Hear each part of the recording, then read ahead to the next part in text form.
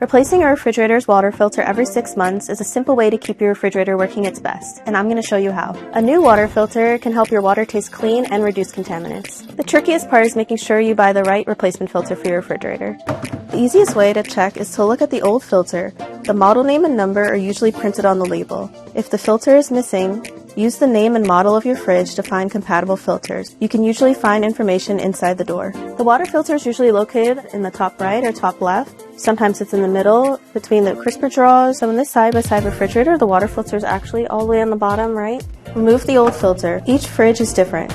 So for this refrigerator, the water filter is located on the top left corner. So over here it says push, so we're just going to push, pull that down, and then on the water filter we're going to rotate counterclockwise until it releases.